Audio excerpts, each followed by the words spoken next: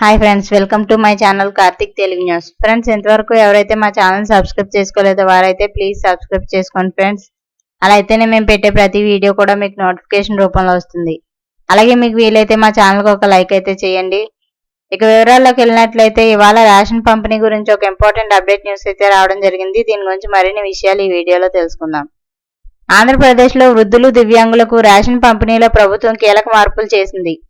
65 ఏళ్లు పైబడిన వృద్ధులు, దివ్యాంగులకు రేషన్ను ఇంటికే పంపిణీ చేస్తున్న సంగతి తెలిసిందే. జూలైలో ఇవ్వాల్సిన రేషన్ను జూన్ 26 నుంచే పంపిణీ చేయనున్నారు.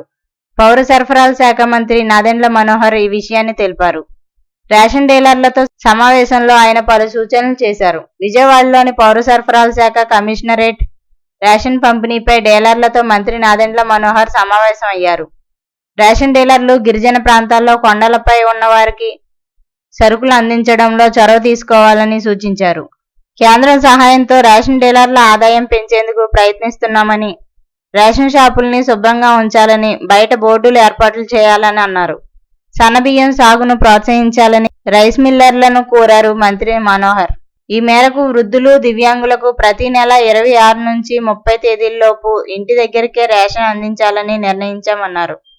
ఈ మేరకు ప్రభుత్వం 5 రోజుల ముందే రేషన్ పంపిణీ చేసేందుకు ఏర్పాట్లు చేస్తోంది. గత ప్రభుత్వ హయాంలో MDU వాహనాల ద్వారా రేషన్ పంపిణీ చేసిన సంగతి తెలిసిందే. ఏపీ ప్రభుత్వం ఆ విధానాన్ని రద్దు చేశారు. జూన్ నుంచి డీలర్ల ద్వారా మళ్లీ పాత పద్ధతిలో రేషన్ పంపిణీ చేస్తున్నారు. దాదాపు 13.14 లక్షల మంది వృద్ధులు, దివ్యాంగులకు ఇంటి దగ్గరే రేషన్ అందిస్తున్నారు. మిగిలిన వారు రేషన్ షాపుల దగ్గరకు వెళ్లి తెచ్చుకుంటున్నారు.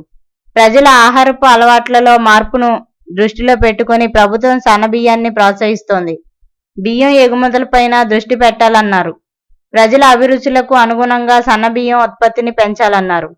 జూన్ 1వ తేదీ నుంచి రేషన్ షాపుల ద్వారా పేదలకు నిత్యావసర సరుకులు అందజేసే విధానం అమల్లోకి వచ్చింది.